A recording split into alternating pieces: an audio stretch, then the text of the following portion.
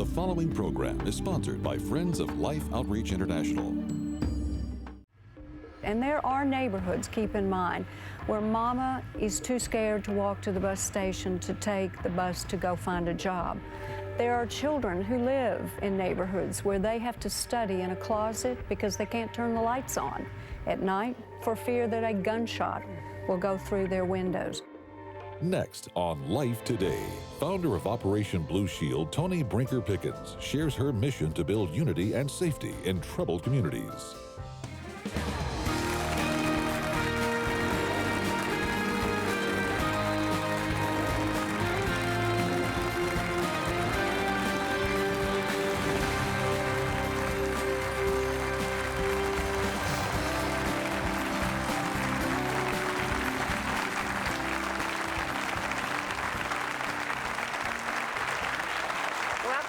Today. Thank you so much for joining us. I'm Betty and this is James. Yeah, and we've got, I don't know how many of you are familiar with people who just talk and people are kind of captivated. And especially when they've been successful at meeting needs.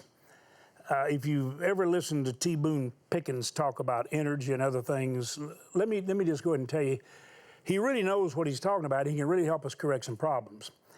Really have a lot of respect for him. Loved to hear him talk about his childhood and the incredible principles that impacted his life forever. We like that a lot. Well, he married a little blonde that was married to a very successful man and became the widow of Norman Brinker, who did all the incredible restaurants that you appreciate. And so, as a widow, well, Boone thought this was a pretty good opportunity. And they got married, and we had the privilege of spending some time with them in the presence of the Lord in a beautiful place, where some of their friends just said, let's just come and let's just talk about the things of God. And he married this lady, and Toni became his wife, and she's with us. And we really became friends because we had a common concern for this great nation and for all of you. You may say wealthy people don't care about us. Well, I think you're wrong. There are a lot of them who care deeply, and one of them is Toni Brinker Pickens. Would you welcome Toni to Life Today? Toni. Thank you. Glad you're here. Thank you. We started praying together, and I got to be honest with you. I'm shocked at where God took you. You are concerned about the urban community, about the inner city. You're concerned about racial minorities that so often are not only overlooked, they're perhaps hurt, but they also don't seem to have opportunity that you wish with all your heart they had. And you become really concerned about the tension between one of the only sources of help and a secure, meaningful future that they could ever have, and that's law enforcement, that's the police. And somehow in your prayer closet, you came up with Operation Blue Shield. So I want you to tell the viewers all over America and all over the world, I'm going to ask you first off, how did this even come to you? Why did it come to you? Why did you care? Well, I'll start in December of last year. Boone and I were in New York. He was giving a speech, and while we were there, I saw people marching down the street, and as they got closer, I could hear what they were saying. What do you want? Dead cops. When do you want them? Right now. And I actually thought maybe I had misunderstood what they were saying, but I turned on the TV and found out that I was correct. We left, and we were back within another week, and I saw not the same marchers, different marchers, same message.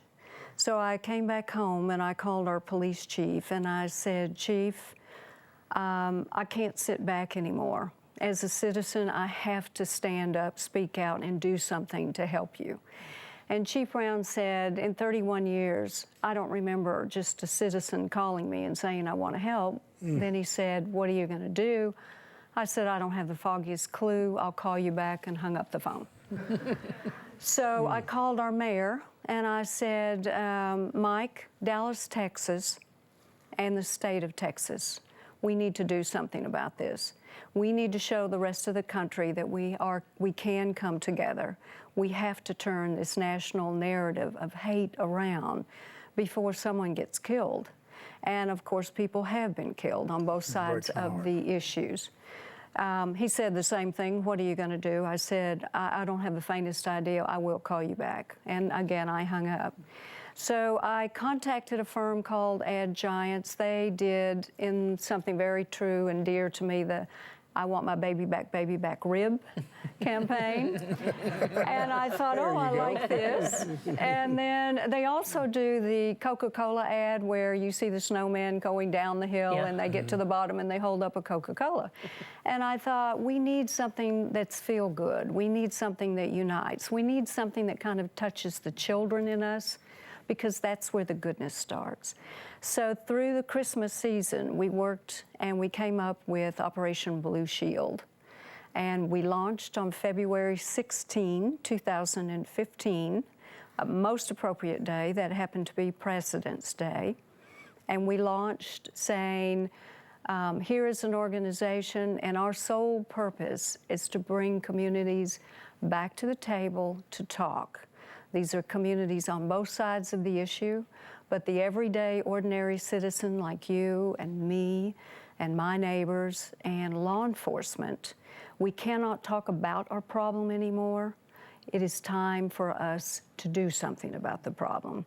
And we can't sit there and cast stones at each other anymore. We need to get in a room, we need to do it consistently, and we need to do it in an environment where people feel safe so they can be heard, issues can be resolved, and we can move forward. Because we are at a very, very pivotal point in our country, and we need to make something positive happen from the grassroots portion. That means citizens making this country better. And their response? I will tell you the response has been overwhelming. As a matter of fact, I have hired a couple of people. I could hire a lot more. I've got volunteers who are coming and saying, we love your message. And our message basically is we're all in this together. So even on our website, when people go and make donations for many of the things that we are doing, the what they call swags that they get sent to them individually now go from the we're all in this together to I'm all in together.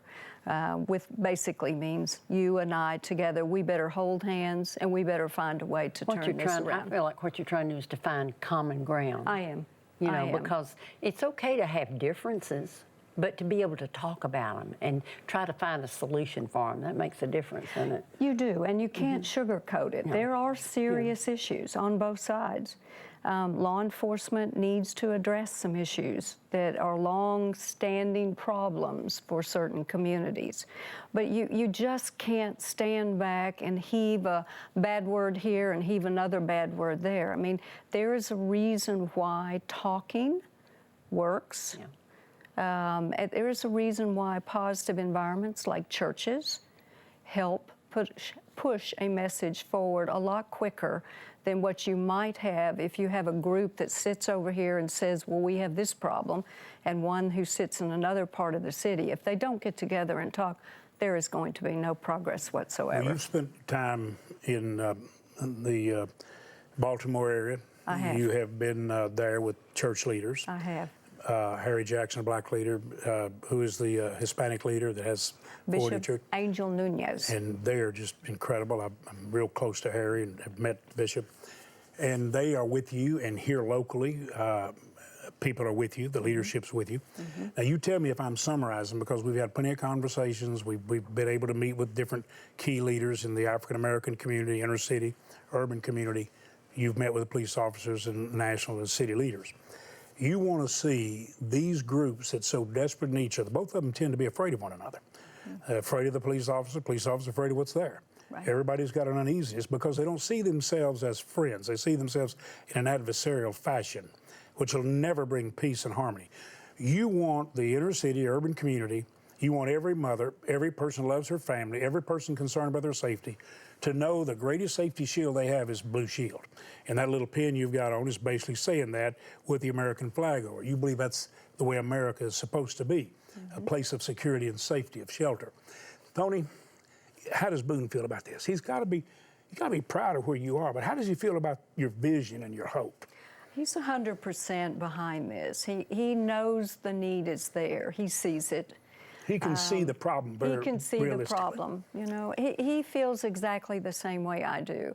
Every person, no matter what our differences are, no matter what our skin color is, no matter where we went to school or where we didn't go to school, no matter whether we had one parent, two parents, or no parents, the most important thing that I have heard from them, and the number one issue, once you get past, I feel this way, oh no, I feel this way. Once you get past that, they want a safe, secure place to live. We all do. We all do. So when that happens, just take a mother. I will call her Mama. So Mama who lives in that neighborhood, and there are neighborhoods, keep in mind, where Mama is too scared to walk to the bus station to take the bus to go find a job. God bless that woman. I want to help her. There are children who live in neighborhoods where they have to study in a closet because they can't turn the lights on at night for fear that a gunshot will go through their windows. Now imagine us living in that environment. So no matter who you are, if you're young, you grow up and the world is your oyster. But you put yourself in that environment for too long, that wonderful desire to do well in life in an environment of fear and an extended environment of fear for a long, long time turns into something else. And that's what we want to turn around right now, because we are all in this together, no matter where we live. But the longer that person stays in there with no hope, the more your life, my life, and everybody who lives down the street, their lives look better. So you don't want to take that hope and turn it into anger. And so it's this whole mishmash of anger now that's in our country. Some of it is fed by the media. And so we as citizens, we need to take this back on our own because we have the capabilities to do it. Operation Blue Shield has been endorsed by the House and the Senate. I'm telling you a story here, and our governor. And on the day of our endorsement, some of my greatest and dearest, most wonderful friends who do live in the southern sector of Dallas, they boarded a bus at 4:45 in the morning.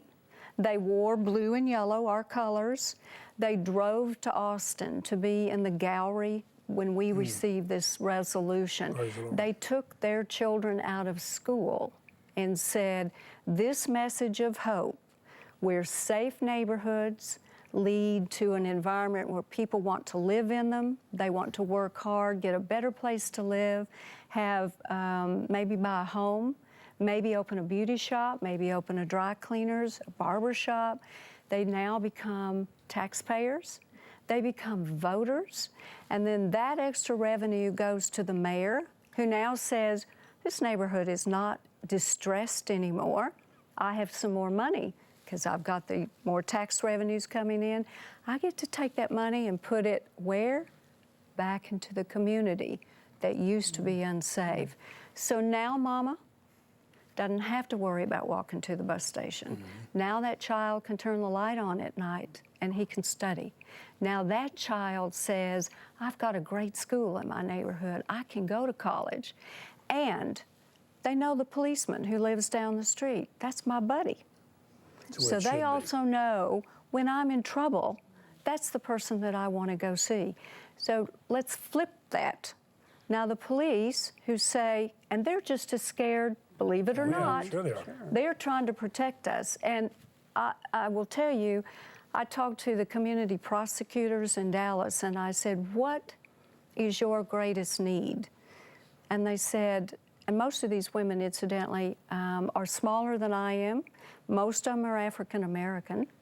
And they're the guys who go and knock on the door to get the drug lords out, to close that house down, to have it removed, to get those gangs out.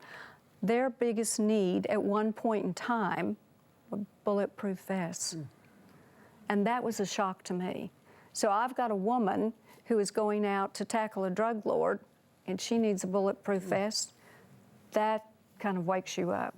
So keep in mind, And you wanted them to have them, whatever I want it took. both sides. I want To both sides have to what they come need. together. Exactly. As a team, with God's blessing, we can change this world. If you, Yeah, go I'm ahead, sorry. Betty. Excuse me.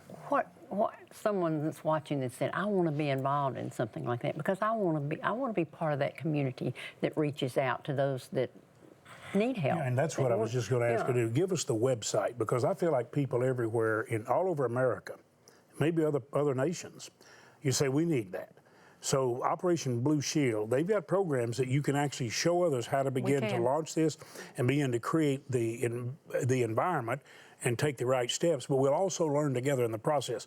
What is the website? The website is www.operationblueshield.com. Please make a donation. I always tell people, make a donation. Help me help you. It's a tax-deductible donation. If you live in Milwaukee, Wisconsin, you're not going to want your money to come back to Dallas. You just mark a little X. I would be delighted to write a check and send it to the police department in Milwaukee to put back into these programs. If I may, I'd like to tell you quickly about them. We have Operation Blue Shield, what we call Power of One speaker series. That is where we bring wonderful pastors together who talk about how important the church is, because the church is a pivotal point in turning our nation around. And we have had our Power of One speaker series. We're going into our 5th series, and we have seen the results of what people have learned when they have come to listen, be educated, and become empowered of working together.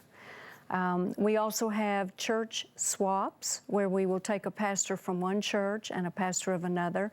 They will change pulpits, then go back to their congregation and talk about the lessons that they learned.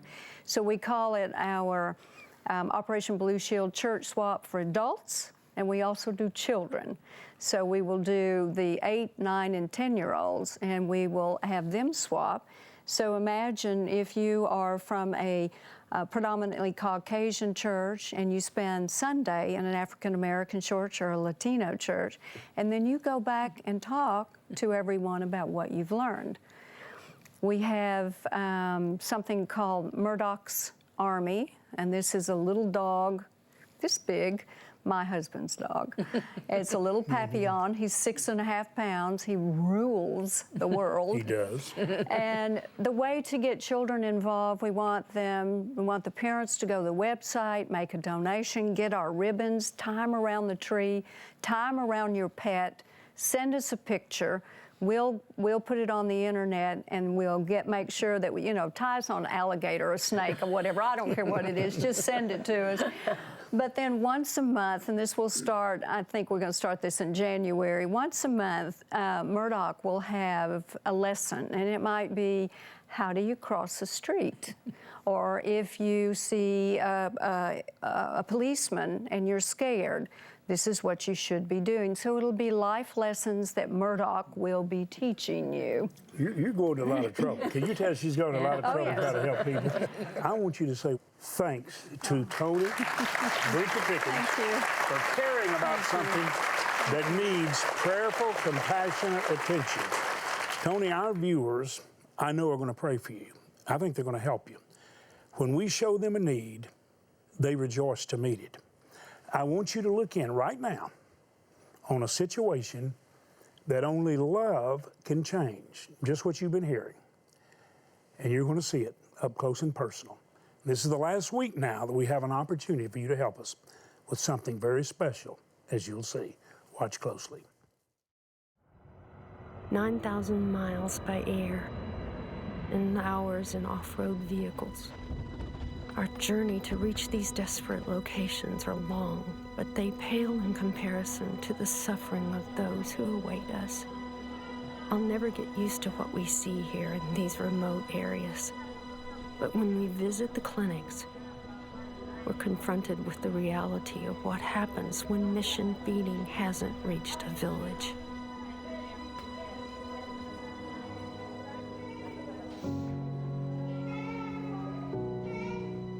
If you look at this little kid, I mean, just look at the way she looks at you. I'm struggling. I'm actually struggling to survive. I'm just struggling to live.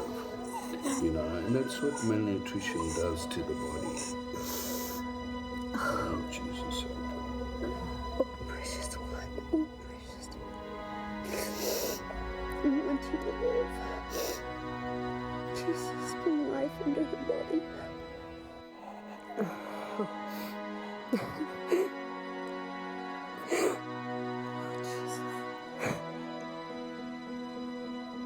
We can make a change for this little one and for many, many like her.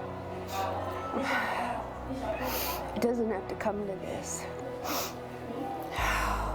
This little girl needs our help. Amen. Obrigado. Obrigado. You know, this mama's doing all that she can do with all that she's got. And we can help her. We can help a lot of mothers like this. Don't you want to see that? Don't you want to see these little ones live? Thank you. Obrigado.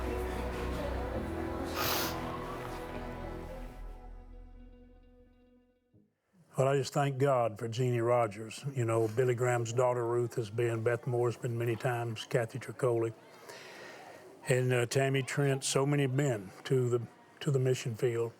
Jeannie Rogers, one of the greatest singers that's ever lived, and sang in all our crusades. Jerry Falwell said many times, he said it over and over when she'd sing in a coliseum or up at his church, greatest singer on the planet, man or woman, of Jeannie.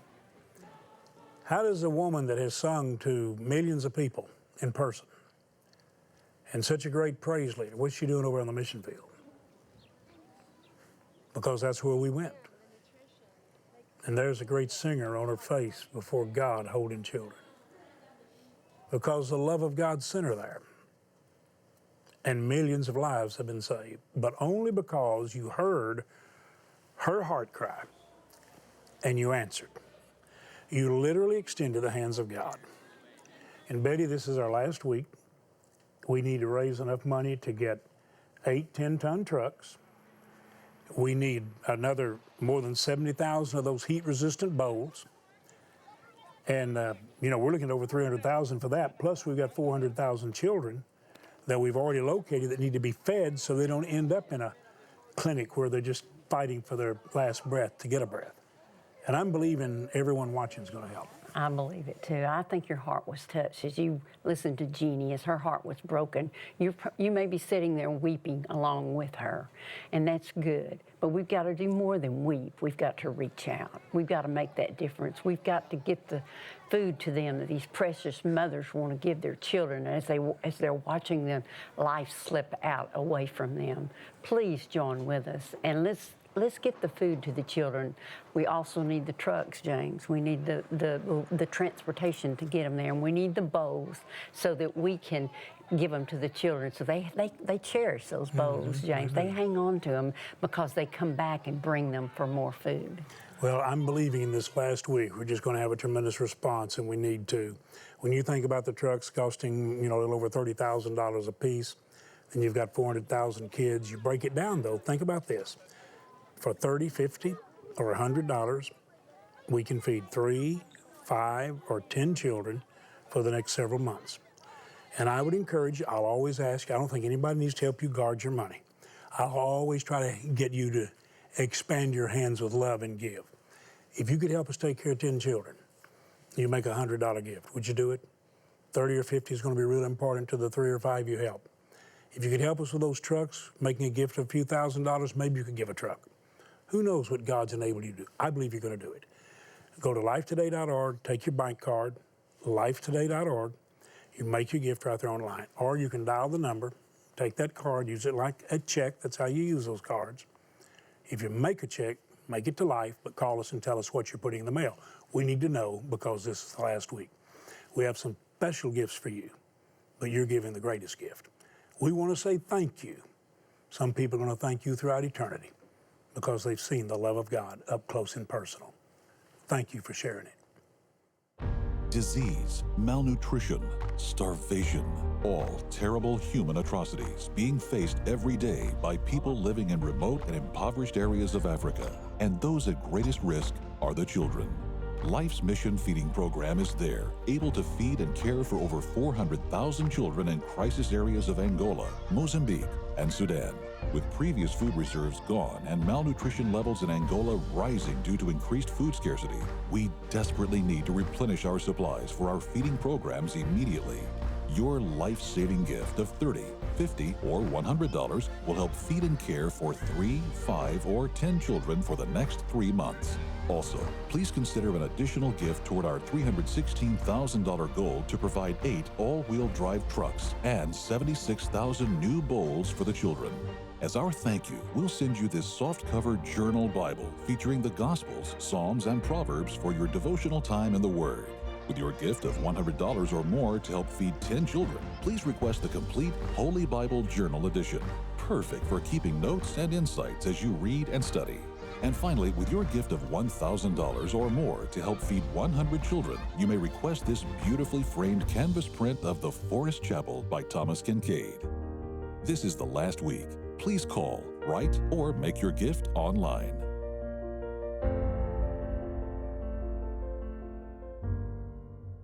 You do know we're sending you the beautiful gifts to help you grow in your spiritual life. The Thomas Kincaid Forest Chapel is a beautiful canvas painting, already framed beautifully as it hangs here in our studio. If you can help us in a special way this last week, please do so. And then there again, there is the website, Blue Shield. You see it there. It'll also be online, or they can tell you in the prayer center if you want more information. I hope you'll get involved, and let's have a healthy community in the urban community and the inner city. And let's have peace with the people and the lawmakers. Would you say thanks to Toni Brinker Pickens? Toni, we love you. You really did good. First time on television, you said you hit it out of the park. Well, You really did. Thank you so much for your help. Thank all of you. God bless you.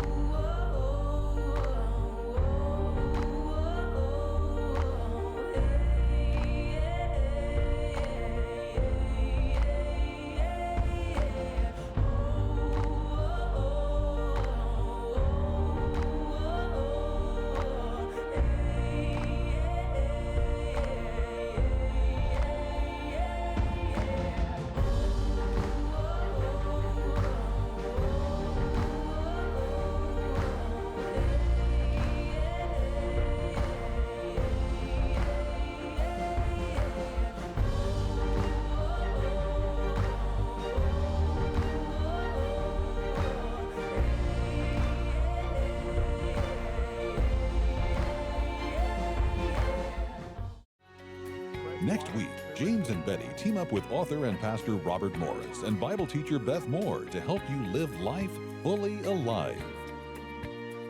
Life Today is made possible by the supporters of Life Outreach International. Your gift will be used exclusively for the exempt purposes of life. The ministry features specific outreaches as examples of the programs it supports and conducts. Gifts are considered to be without restriction as to use unless explicitly stipulated by the donor. The ministry is a member of the ECFA.